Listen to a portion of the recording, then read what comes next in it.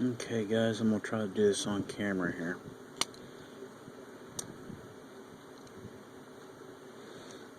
This is going to be the second part of the drilling and tapping. I've already drilled. Now I'm getting ready to tap. And this is a 256 tap. I got it off eBay for about $5. Cheap. And for those of you that don't know how to tap, just very carefully run it in there.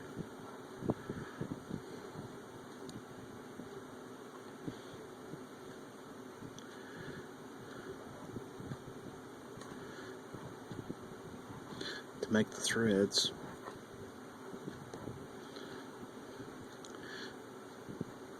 Twist it out. Don't pull it out. Run. She'll strip the threads. What your main objective of doing is making the threads. So I'm gonna go in here. I pulled some of that metal out that it cut. You want to do that so you don't break your tap. Run it in there just a little bit further.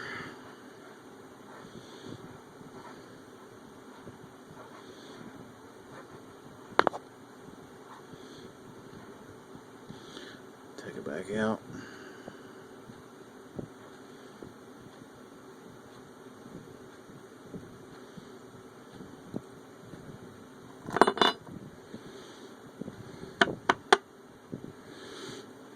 Tap it on there to get the loose debris out. And you're ready for your screw. Okay. Last post.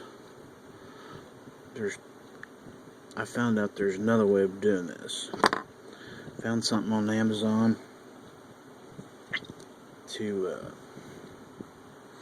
you don't even have to tap it. Just take your 1/16 bit and drill it. And as long as you got, I'm going to show you here.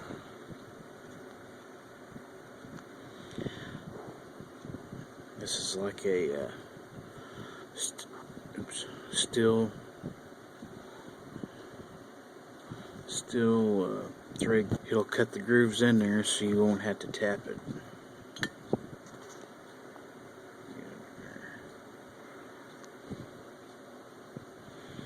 You guys can pause it, write that down, and go to Amazon and get that. To type F 2-56 thread, 1/8 in length, pack of 100 for under $3. And you know, shipping $3 or $4 or something like that. You get a pack of 100 for under $3. I'll probably order me a couple more of those packs, but I'll show you what those look like and show you how they go in right now. But if you want to write that down, just pause the video and write it down and look it up.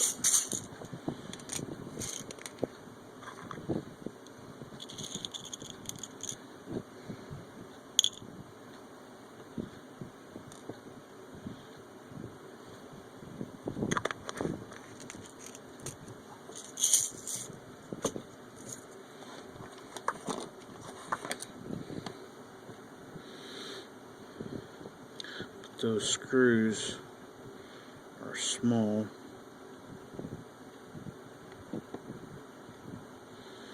One-eighth in length. And what it's going to do, it's going to self tap that. So you really don't have to tap it if you've got these cutting screws, which are nice. So this has been drilled with a 1/16 bit. Hasn't been tapped. The back post has not been tapped. So I'm gonna go in here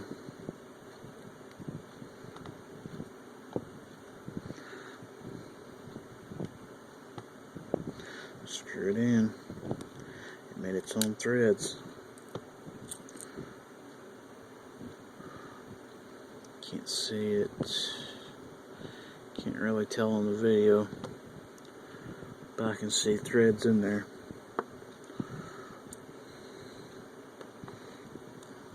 After you do that, run that back out. Give that a tap.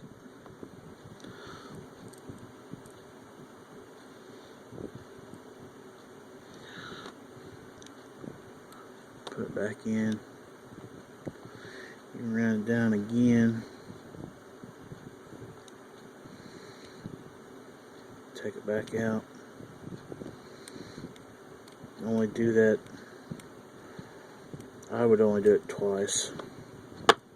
The more you do it, the more it's going to get looser and looser. Okay, so you are ready. For right now, this car, I ain't gonna do anything with it. I changed the back wheels. I showed you how to take the axles out, and later on in the video I'll show you how to make the axles. We'll do that in a later video, but right now I'm gonna hold off on putting any real riders on here to see what I come across. So later on in the future, I'll probably be putting real riders on it.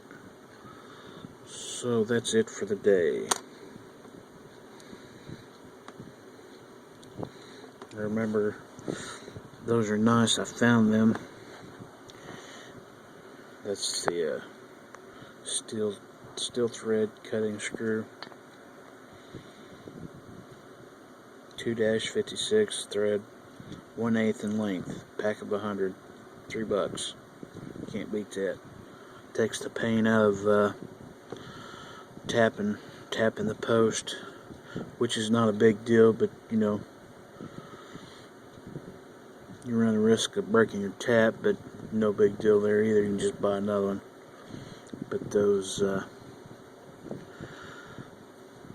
self-tapping screws are nice. Alright guys, for today,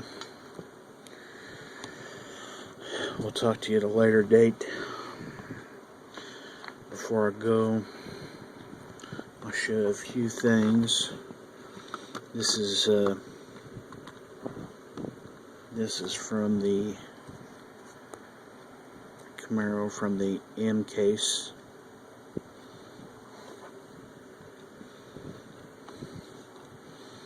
Put some real riders on it, done it up 70 style. You know, I left the screw out of the back of that one, just drawing it down too tight and making it too close to the fender wells. But I did put a screw, one of those screws in there, as you see.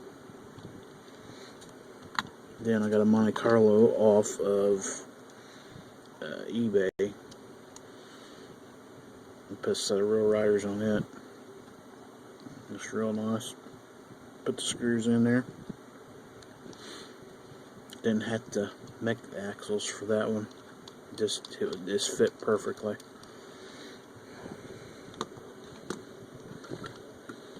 And there's another car from M case. Real sharp. Love that orange. Love that orange.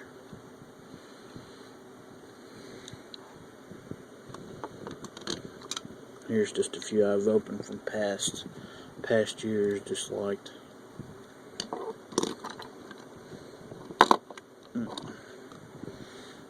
I love this Chevrolet right here.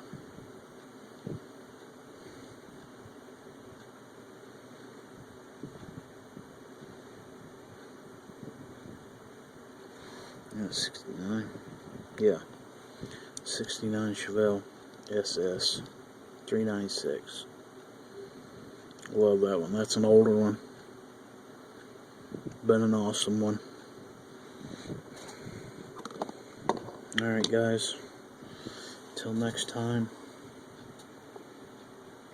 I'll talk to you later. Have a good one.